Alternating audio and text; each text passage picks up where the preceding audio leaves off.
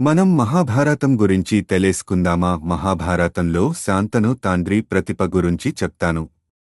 వినండి. ప్రతిపుడు గొప్ప రాజురోజు వృద్ధాప్యంలో గంగా నది ఒడ్డున కూర్చుని ధ్యానం చేసుకునేవాడు.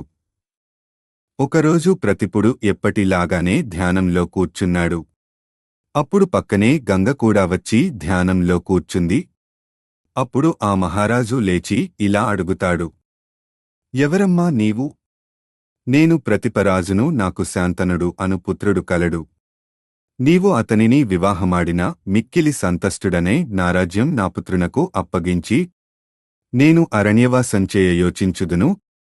అమ్మా గంగా, నా పుత్రుడు శాంతానుడు వచ్చాడు చూడు.